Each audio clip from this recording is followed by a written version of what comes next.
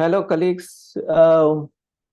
Welcome to this online press conference of the Global People's Assembly. This is in webinar form. That's why all the journalists who have joined are not seen in this. This is the webinar form. But when you have a question, you raise hand. We'll give you access. But before that, I'll give you. I'm Pradeep Besak. I'm the Asia coordinator of Global Call to Action Against Poverty (GCAP).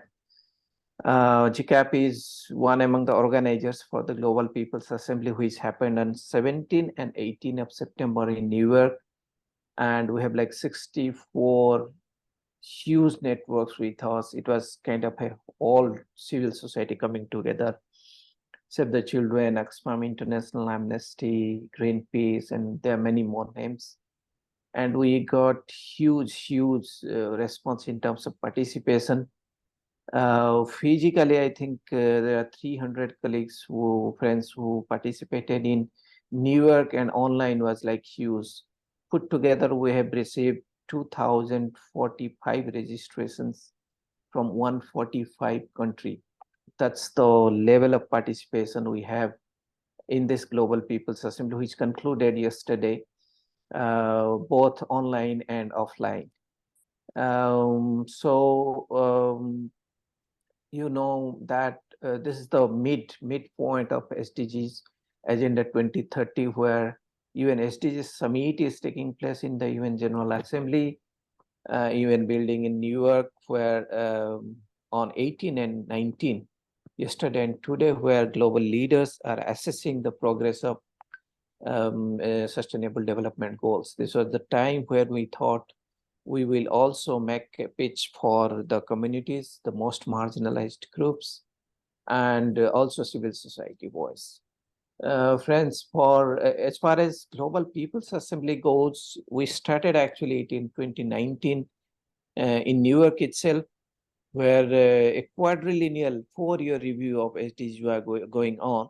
Then we thought that the progress is not quite good as of now, therefore we should pitch in more. We should put more emphasis on bringing in the voices of the marginalized groups. Since then, I'm sorry. Since then, we have been holding National People's Assembly, Subnational People's Assembly, regional assemblies all these years, and putting all those voices together, that comes to the Global People's Assembly. This year, we did it in 40 countries. And lot of people have participated in that, and that voice has been reverberated in the Global People's Assembly. So with this, let me quickly share the agenda for tomorrow. We have great speakers, and let me introduce them one after another. Yeah. So colleagues, moderation was supposed to be done by Ingo Rees, director of GCAP, who will be joining shortly. He's caught up in traffic. We will show a very short video which captures the national actions in 40 countries, both the People's Assembly and the stunt that we did on global justice.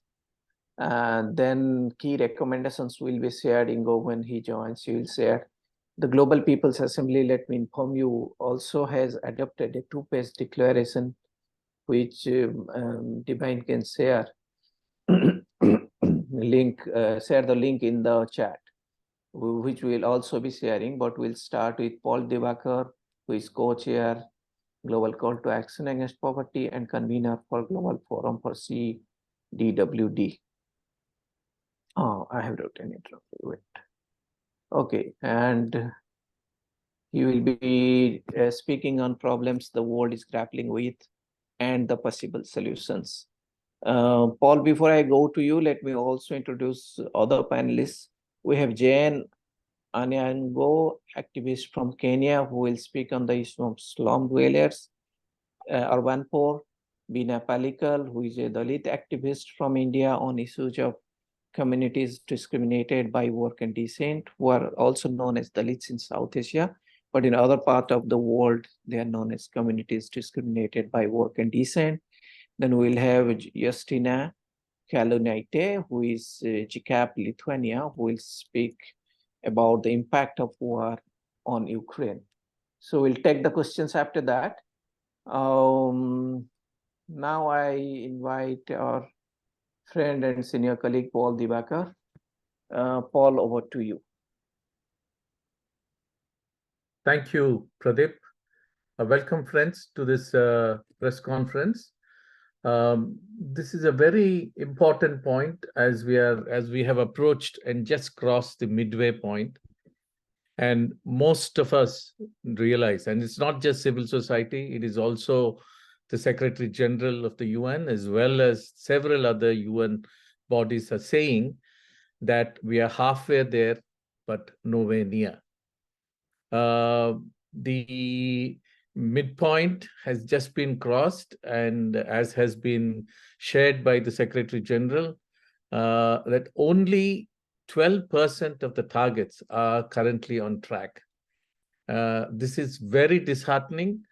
And what is worse, 30% of the SDGs are actually in the reverse direction. Worse than what they were when we started this whole process of SDGs. Now, why have we reached this? I think there are several aspects which we can go into. But just to say that, as Pradeep was saying, that we had an excellent gathering of the several coalitions from across the world for the last 2 days.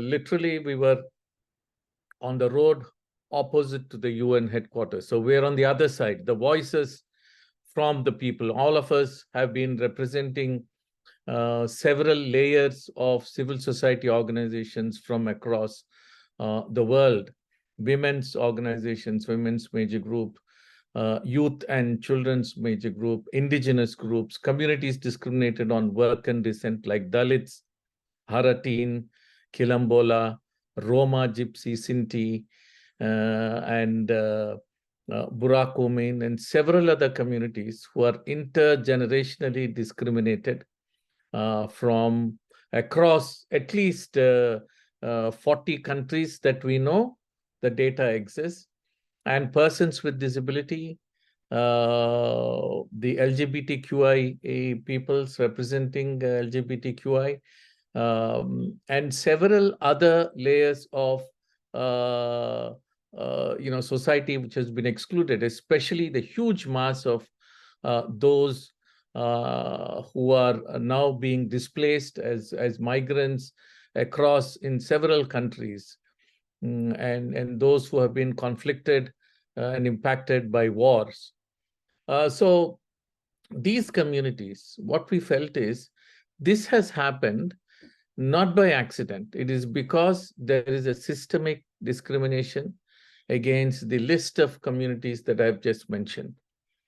Had we a clear focus on including these communities, not just as agenda, not just as people who have to be focused on, but have them round the table, engage with them, and hear their voice, I don't think we would have been at this situation. But let us see what we need to do moving ahead.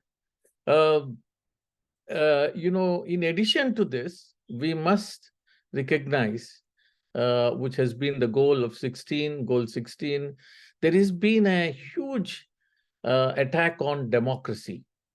And sometimes these democracies have an elite capture where we have seen that the elections have been used by the majority to suppress the voice of this community. So though we have democracies across the world, we see there has been a capture, and this has led to the breakdown in the fundamental principles of democracy, which has tried to protect the minorities, the people who have been excluded. So I think in addition to the development goals, the democracy is also in danger. Another thing that we have noticed is the huge problem of debt crisis. It's not a crisis anymore. It's a crime that is being committed. It's actually killing the SDGs. 66 countries are currently facing debt crisis. Oh, there was one statistic which saying many of the countries are just spending over 50% of the national budgets in debt servicing. This is a crime. 50% of the budget that is going not for full repayment, only for debt servicing. So which means the financing for development, which needs to be targeted on these communities who are continuously being left behind, the resources are not there. They're being diverted in addition to the defense budgets, which are going. So the financial systems have completely been going against the SDGs, and that's another area that we'll have to look at. And finally, friends, we all know the disaster that has continuously been as the climate change. It's a major area of concern.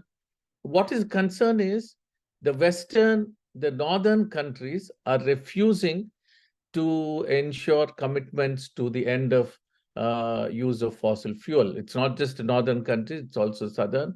But the impact is countries like Philippines, Fijis, and others are struggling to cope up with the disasters that are there. And it's not just countries, but we know when disaster happens, the vulnerable communities within each of these countries, whether it's the north or south, they are the ones who are being affected much, much more.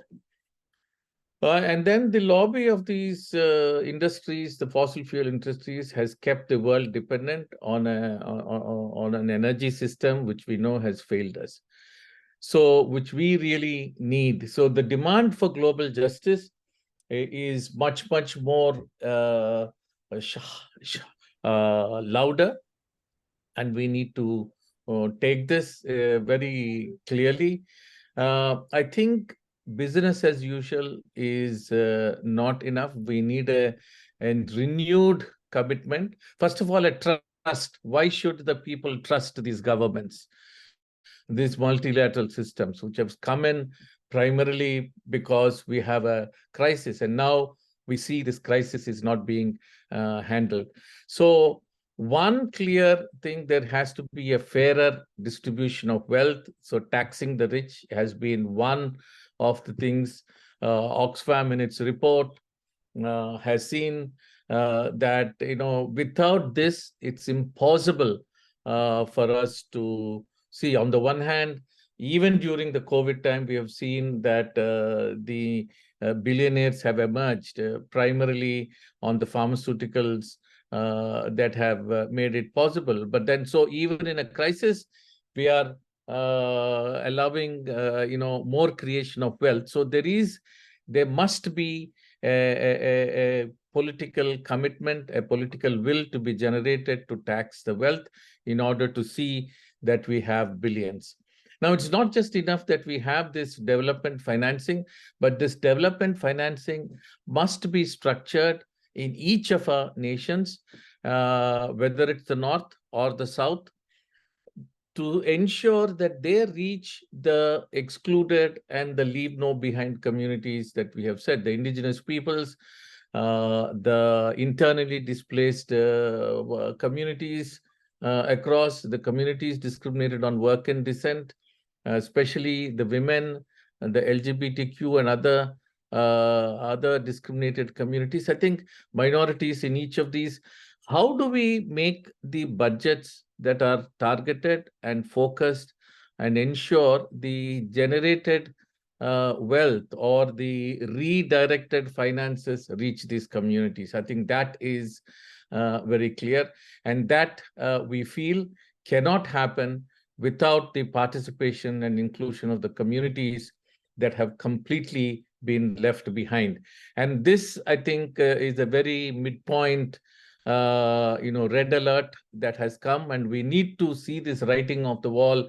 Otherwise, I think it might result in more conflicts, not only climate conflicts, but also security issues, persons and people with the unrest that has been created will make a world which is not a very peaceful and secure for all of us. So if we really need to focus, I think we need to make sure that these are done at a very critical, high-pitched pace in which we address the issues that have been stated above. Thank you very much, and really we hope that you will publicize this and ensure that the governments, the people's representatives, the parliaments across the countries, as well as the communities work together to make this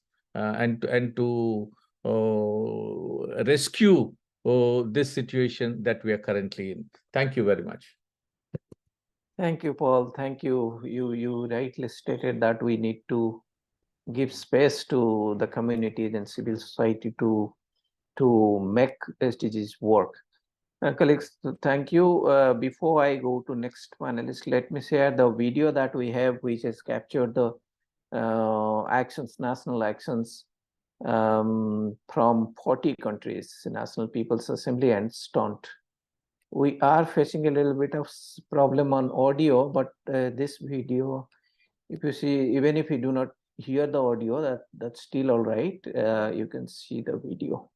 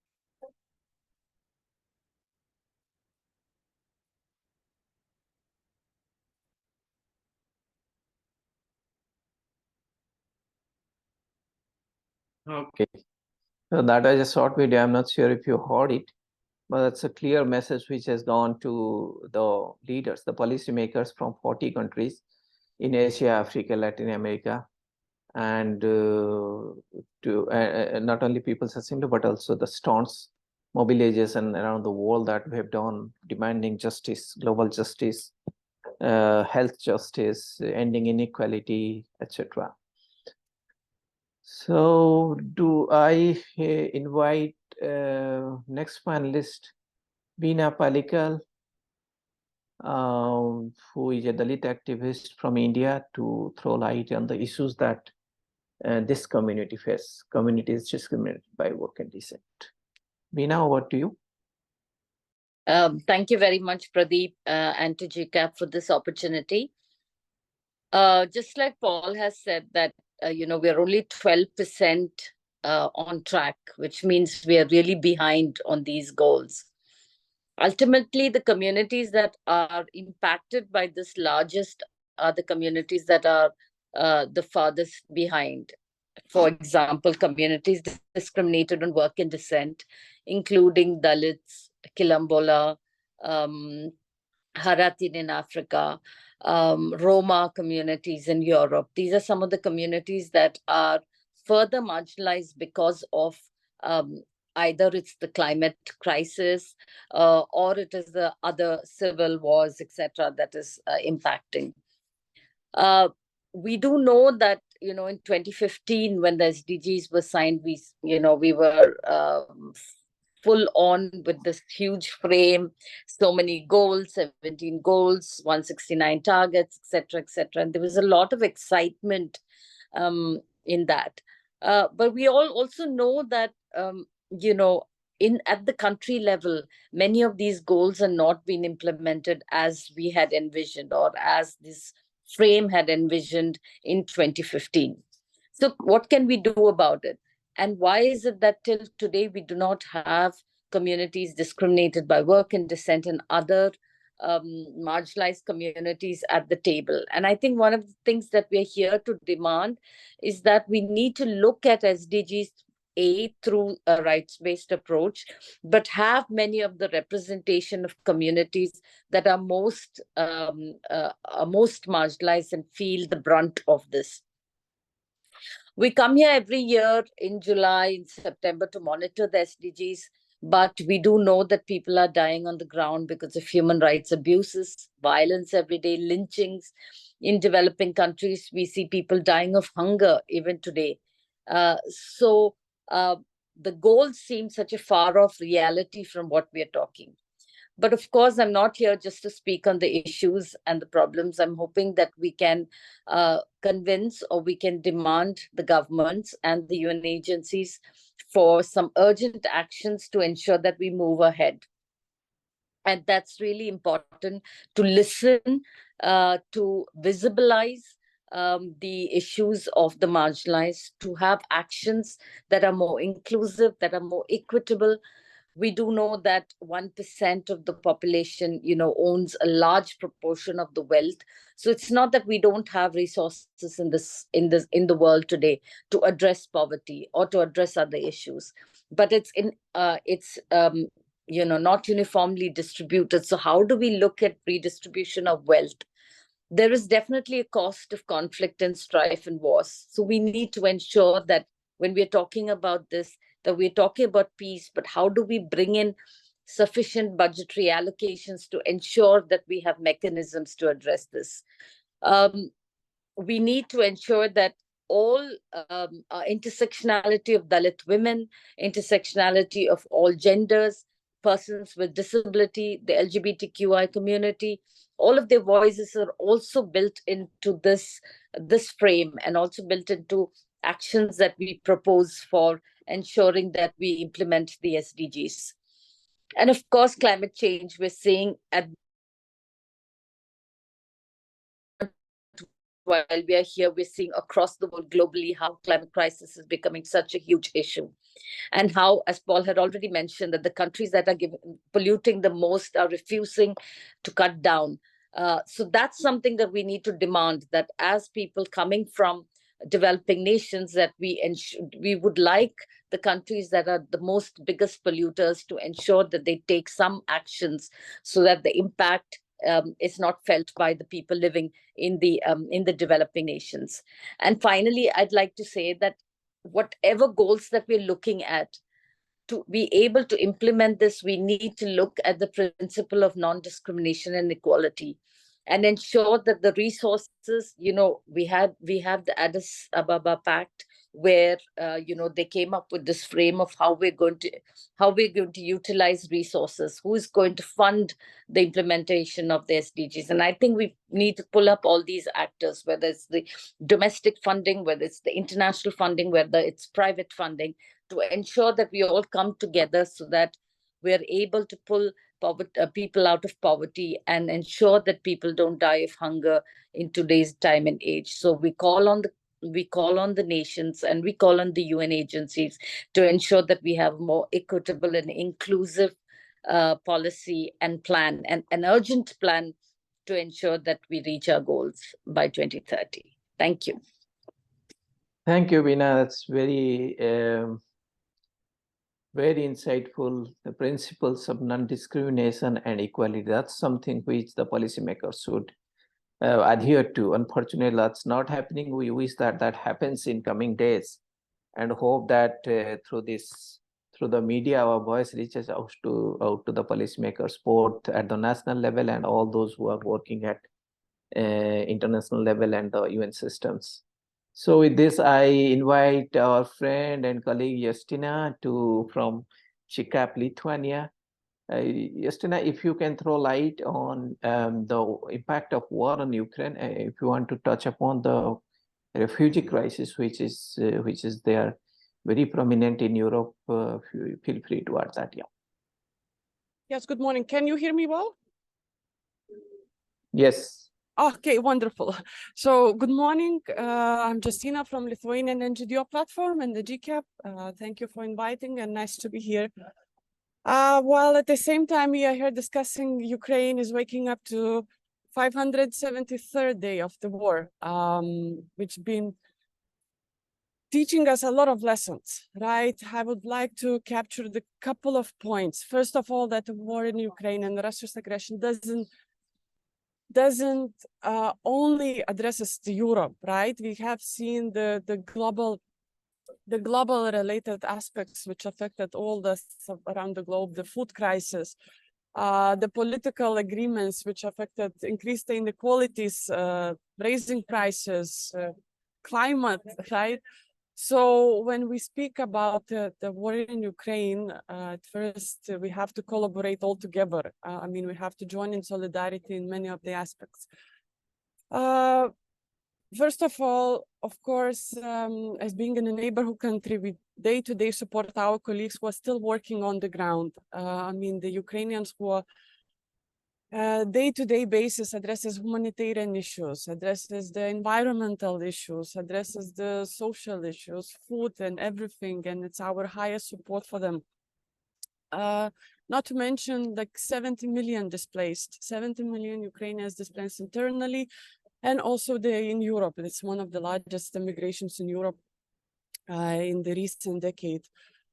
We call for the protection of migrants. What is important to mention that due to the agreements, it's a majority of the migrants who reached Europe or who reached the States and Asia and other countries are the females and the children and kids. So that requires a different attention, more protection. We've seen also the cases arising of the human trafficking, child trafficking, even across the borders, which we also have to unite together and try to protect the most vulnerable.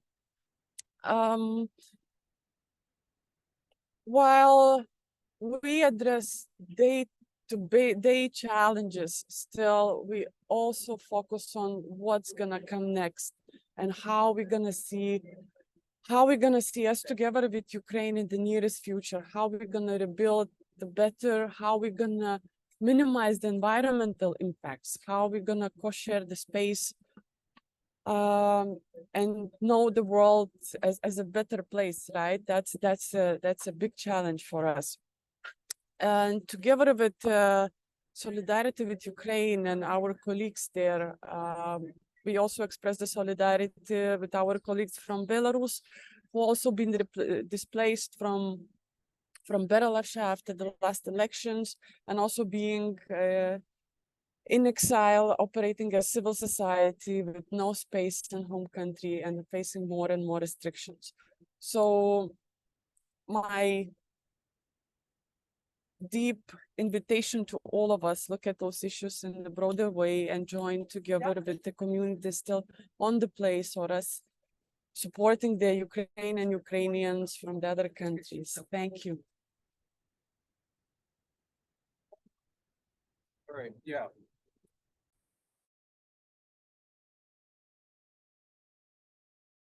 Okay, thank you, Justina.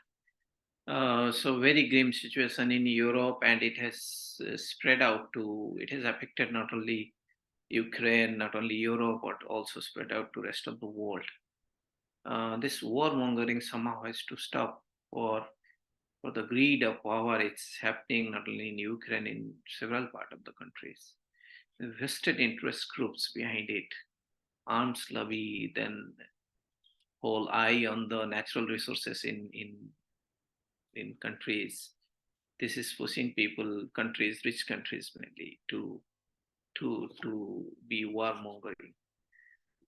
With this, thank you, Estina. I invite our colleague, the director of GCAP, Ingo Rees, to share the declaration. Ingo, it will also be good if you briefly speak how we reached out with this declaration and the whole process that we followed. And yeah, briefly maybe, yeah. And the main content of the declaration.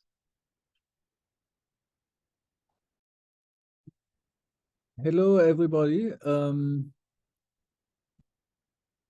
I'm speaking here from New York after 2 very intense days with hundreds of civil society activists.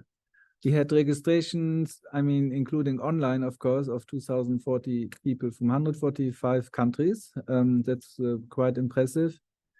We had, a long process of preparation in 40 countries. People, marginalized communities met at community level, and they brought together their analysis about the SDG implementation at the SDG midpoint at national people's assemblies. So those 40 national people's assemblies were mainly done beginning of September, end of August, and they brought their demands towards their governments, to the heads of states who traveled to New York for the SDG summit happening yesterday and today.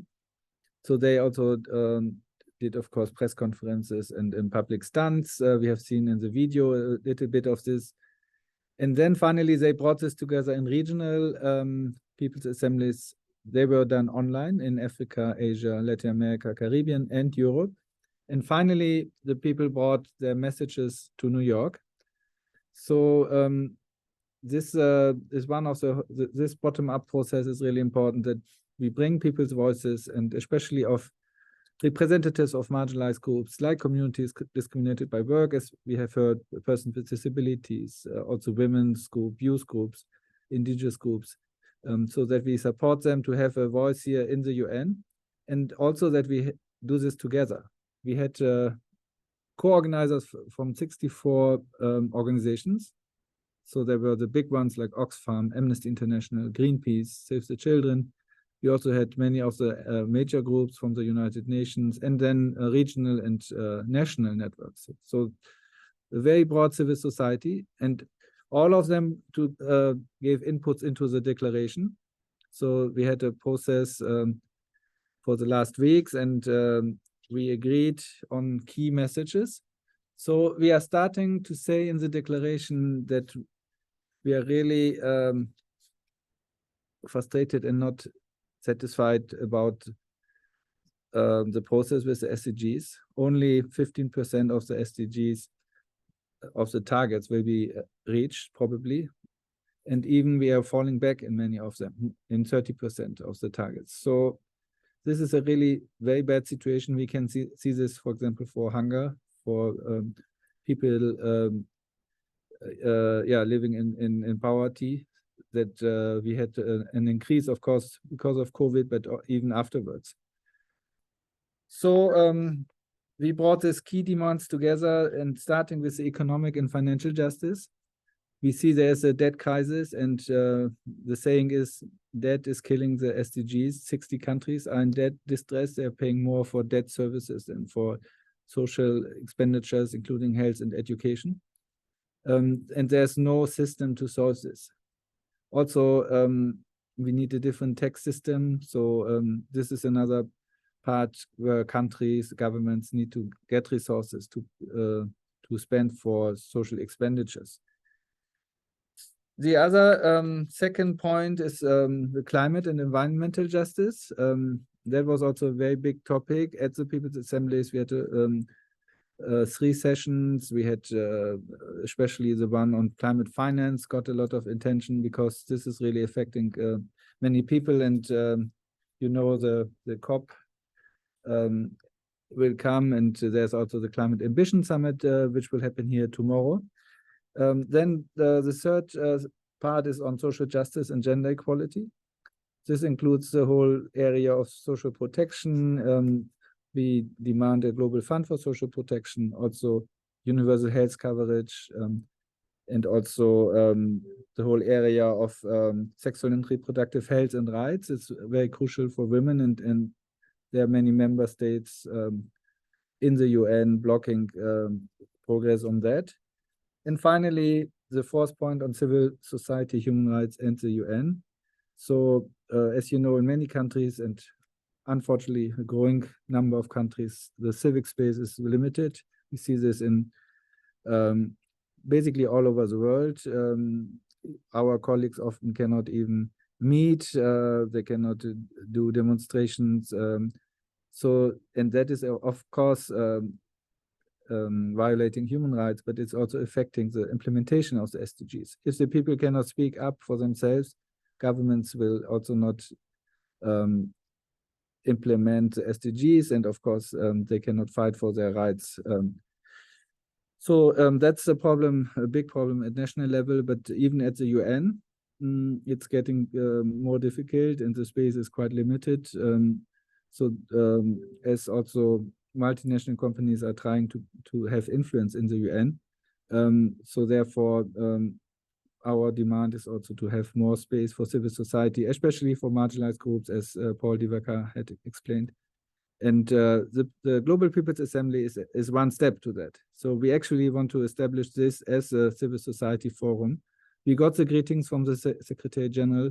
He wished us success. He could not come. We had the Assistant Secretary General Ulrika Moder in the opening plenary, and we sent the message to the governments, to the missions yesterday and today. So we hope this will influence the future policies. Thank you. Okay, thank you, Ingo, for narrating the declaration that People's Assembly has come about. And this has been shared with the UN systems, and eventually we will be sharing with the national governments also. It's just not global everything. So with this, I will take the questions. There are some questions. Let me take them. If some of the panelists can answer that would be good. And just to acknowledge that the video that we showed has been prepared by our colleagues from Forus. BB is here. It's just to acknowledge. So Pragati is asking, as the Global People's Assembly is emphasizing on the necessity of the Global Security Fund, could the panelists please elaborate on potential strategies for mobilizing resources and international cooperation necessary to support the sustainability and effectiveness of global social security fund, while considering the diverse need of both developed and developing nations? Thanks, Pragati. If somebody can answer this question from the panel. I mean, if we demand a global sustainability fund, where the resource comes from, and how does one guarantee that the commitment coming from the developed countries are all honored? We have seen that it's not being honored. It has not been honored previously. One of you, Paul or Ingo, if you can respond to this question. Switch on your video, Paul. Yeah. The social security floor is one of the ideas that is being put forward by several civil society organizations, by having a common pool, and that they're calculating as part of the GDP of each of these countries, which needs to go. And our demand is to make sure that the both between the countries as well as within the countries, the social security infrastructure needs to be tightened. And there are several recommendations that have gone into it, but this is one of the, especially, you know, there's a lot of unpaid wages and unpaid work that is being done by women, of course, but also by migrant workers, by several other identities that we've just mentioned, like Afro-descendant communities discriminated on work and descent. And so all of them to be brought under the social security net. And this also need to be catered at the global level with a share, because it is recognized it's not just within the country, but also across the countries. There's a lot of disparity on the wages and the value of these of the people who are contributing to the broader economy. So this has been one of the key recommendations. Maybe Justina or Ingo can, or even Bina can further elaborate on this. Thank you. Okay, thanks, Paul. No, let's take one more question, and some other colleague can do that. Why can't we? Padmini Dasanayake is asking, why can't we maintain equality and raise our voices towards the government of any country without forgetting they were elected by people? A huge network should be developed and should be in place for action. Yeah, maybe Bina, you want to answer this? That's a suggestion which has come from. Yes. I mean, I agree that a lot of huge networks, just like GCAP, the Global Call to Action Against Poverty, is a network that has a huge base across globally. And that's exactly what we're doing, is we're demanding for actions because we are midway, but nowhere near the goals. So I think that is one strategy that GCAP is actually adopting. But since there's no question, but I agree to the fact that we need more people on board. Okay, thanks. If I can just shortly add, yes, and also that's probably another mission of the GCAP, right? To embrace and to connect the people who cannot speak, how to say, on their own, right? And that's the case, for example, from us, when I mentioned, speaking and supporting the societies who are in exile, who are in the migrant, the oppressed, the discriminated. So I would say, yes, we can, but we need then all of you. I mean, we need to cooperate, we need to show in solidarity, and the ones who can, we need to, use our freedom to promote the other ones. So that's also what we do in the GCAP. Okay, thanks, Justina. I have one question from my side, if you can actually address them. Look, civil society, it's not that civil society doesn't work. At civil society, we have been working. How effective is the work of civil society earlier when we have comparatively better space? And now when there is almost negligible space for civil society, across the world, there is a rising phenomenon of scuttling the voice, throttling the voice of not only civil society, strangulating the press and all. It's a phenomenon going on. How confident or we are as civil society that the kind of work that we are doing actually make difference?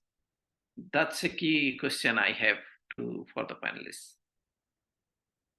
If any of you can answer it. Thank you very much, Pradeep. There are two ways we can look at it. I think this is the time that the civil society needs to act stronger. When the so-called democratic spaces are being curtailed and elected peoples are further restricting the space that is there for the civil society, I think this is precisely the point where the civil society needs to stand up. Otherwise there is no difference between the state and the people. So now we have seen whether it is any of the, one of the most visible organizations we see is organizations like Amnesty, like Greenpeace, like Oxfam.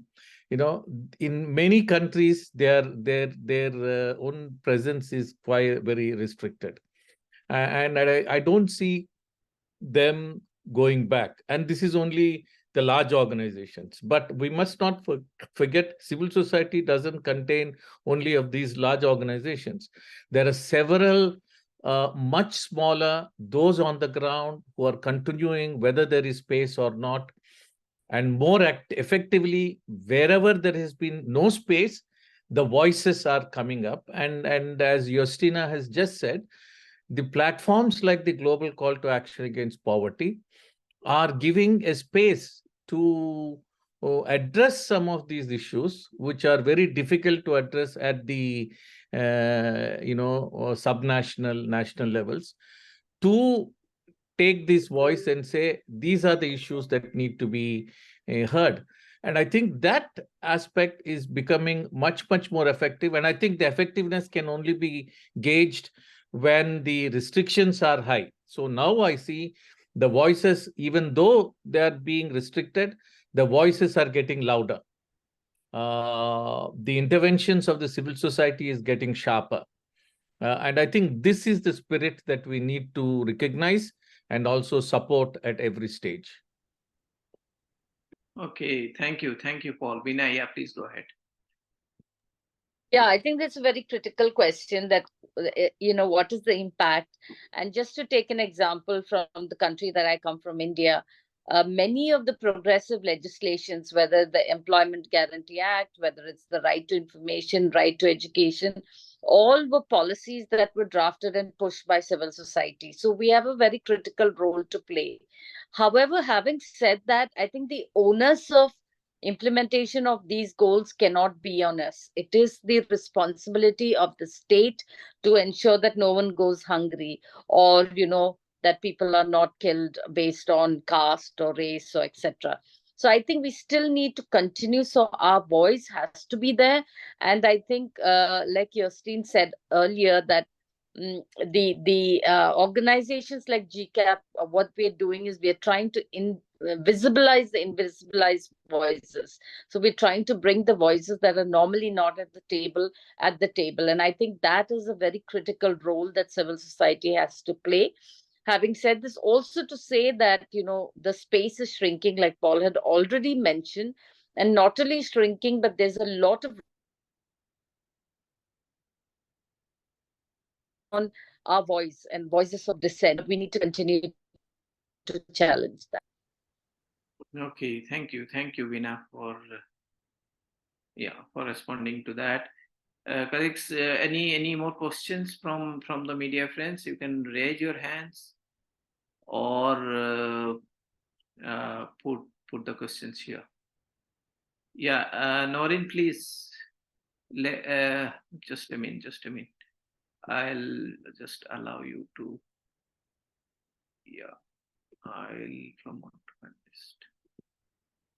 Now we can see you, Noreen, I think, and you can speak.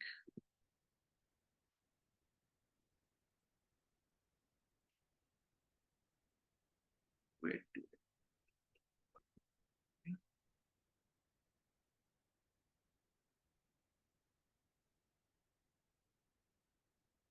Yeah, Noreen, you have to unmute and speak. I have allowed it. So, no, sorry. Hi. No, I was actually just going to pose the question on the Q&A. I was just still fine-tuning the words. So first of all, my name is Noreen Hussain. I'm a reporter with IPS News. I'm based in New York. So first of all, I'd like to thank our panelists for taking the time to speak to us today, and to also just sort of talk about the political declaration. My question actually was about the Global Security Fund that's being proposed. What I would just like to clarify, and just something I'm not quite, something I would like to, I guess, to know for certain is, to my understanding, that this is effectively this will be a pool this fund that will be pooled between members of civil society and possibly from the other major organizations like Amnesty or Oxfam. What I would like to know is whether or not, like, why perhaps the onus of like supporting this this fund or like this pool, why does it have to sort of come from within civil society groups themselves? Whether or not there is a scope for financing institutions or from major donor partners to actually kind of bear the economic brunt of this, especially when I think it was brought up earlier in this conference that, you know, and even I believe at the closing ceremony yesterday that one of the major issues right now is extreme wealth, where the 1% of the world's population actually holds the majority of the wealth, global wealth today. So that's my question. Thank you. Okay, Noreen, thanks. Thanks for joining also, Noreen. Ingo, want to take up that question? Why on the global social security fund?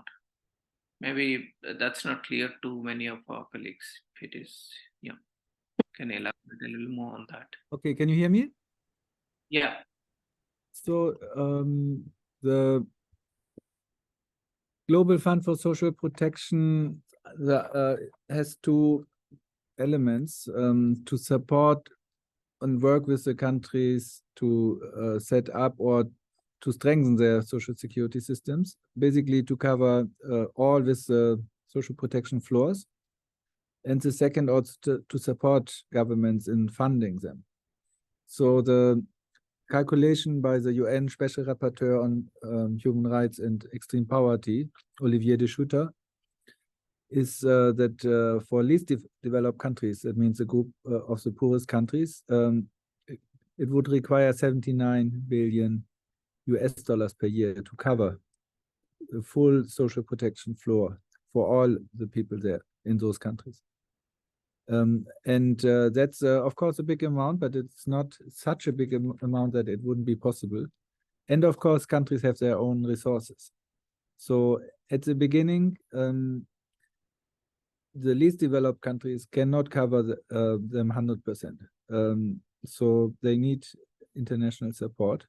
Middle-income countries can actually cover themselves by around 3 to 4% of their gross national product, and it wouldn't start at once. It would start gradually. So, for example, it would be possible to cover first, for example, children. Then it would then also older people would be included. So it wouldn't be all in the same year, but it would be a process of around 10, 15 years to cover everybody. And social protection is also generating additional income. So that means this is partly paying for itself. I hope it's not too complicated. But the idea of the Global Fund is then to support countries in this process, and that countries can actually have a plan and a process that they can cover themselves, the full social protection floor in around 10 to 15 years. So latest by 2040, that would be the case. So I don't know whether this fully answers the question. Let me just add one point. Of course, there are different elements, but one important point is that trade unions and civil society are part of this process. So it should be really owned in the country. So there's not something at global level which is then implemented nationally, but basically national governments do their own plans together with civil society, trade unions, also employers, companies, to set up the system, and the Global Fund and the international community will support them in this process. Thank you. Okay, thanks. Noreen, hope that answers your questions. You can also contact us. I think there was a second part of the question which I forgot. But please, yeah. No, I forgot the second part of the question. I'm sorry, if I may say, I think I wanted to clarify whether or not there was like why I think you may have answered why, you know, international financing institutions or major donor partners could not perhaps, you know, contribute to this to the fund. Though I think you've already answered that question, sir, in saying that that national governments would sort of be implementing their plans as would be befitting their circumstances, and essentially it would be kind of like generating it for like they would be almost generating it for themselves. That was my understanding. Okay, yeah. Yes. Okay, hope your questions are answered, Nori. So we will we're running almost 1 hour. So before that, if you have no more questions, I will request our colleague from Forus, BV Abrogini, to close the conference with a few words. BV, over to you. Thank you, Pradeep. Thank you, everyone who was here today. As we have heard all the panelists say, and over 2,000 people during the People's Assembly, it is now time to act for the SDGs and to come together, to unite, and not to be fragmented, and especially for world leaders to start listening to communities and to the voice of those who don't often make it to the headlines. So we really appreciate all the journalists and the media representatives who have joined us today, as you are absolutely key to shift the narratives about the work of civil society that are often victims of also negative narratives, and to help get the voices and the messages you have heard from community leaders and civil society leaders out there. So thank you so much. And our colleagues from the Global People's Assembly have put all the links that you might need to the press release, as well as to the declaration in the chat. And I'm sure that Pradeep and Ingo can follow up with you for any interview requests that you may have. So thank you so much to everyone, and back to you, Pradeep. Thanks, Bibi, thanks. So thank you all colleagues, all panelists, Paul, Ingo, Bina, and Justina, and thanks all the journalists who joined, and we hope that you will be covering this issue, and through you only want to reach out to the larger audience, more importantly to the policymakers. So let's take this partnership forward. We hope to see you again in some time. Thank you very much. Let's close it. Thank you very much. Bye-bye. Thank you. Goodbye. Thank you. Bye. Thank you.